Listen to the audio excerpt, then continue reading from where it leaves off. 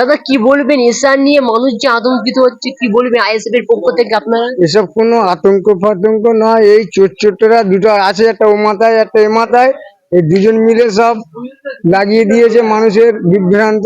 কিছুই না, মানুষ স্থানীয় যারা এখানকার বাসিন্দা আছে তাদের কোনো প্রবলেম নেই।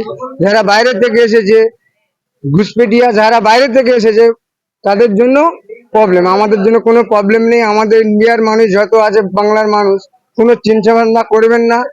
এই এসআইআর নিয়ে সেটা কোনো টেনশন নেই, সবাই চিন্তার কোনো কারণ নেই। সবাই মিলে আমার ভাইজান বলে দিয়েছে, কোনো টেনশন নেই, সব কাজটা ভালোভাবেই হয়ে যাবে, কোনো অসুবিধা নেই। সবাই বলুন। আপনারা যে আইএসএফ এর পক্ষ থেকে কি বলবেন সাধারণ মানুষের বাড়ি বাড়ি গিয়ে কি বলবেন? এই তো ভালো কাজ, তো আমাদের এই কাজটা ভাইজান বলেছে ভালো কাজ, এই ভালো কাজ আমাদের করতে হবে। তো আমরা যদি না করি করবে কে? আমরা যদি ভালো পথে যদি ঠিক ঠিক মানুষের পাশে যদি না দাঁড়াই, তাহলে মানুষ কিভাবে? পাঁচতলায় দিন পরে পাঁচতলায় মাটি নেই তো ওদের, ওই জন্য ভয় ভ্রান্তি করে মানুষের যত বিভ্রান্ত করে মানুষকে সাইড থেকে সরানো যায়।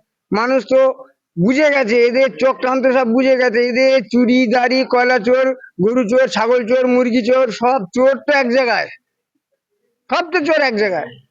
কার হয়ে কি বলবে বলো?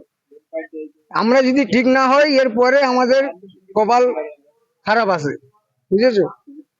আপনার নাম? আমার নাম রবিউল হোসেন। আপনাদের বিধানসভা? আমাদের বিধানসভা হাড়োয়া। আগামী দিনে কি লড়াই জারি থাকবে? হ্যাঁ, জারি রেখেছি তো, আমরা জিতে আছি। আমাদের পাট মেরে ধরে কেড়ে নিয়েছে, পঞ্চায়েত আমাদের ছিল, সব মেরে ধরে নিয়েছে চোরটারা।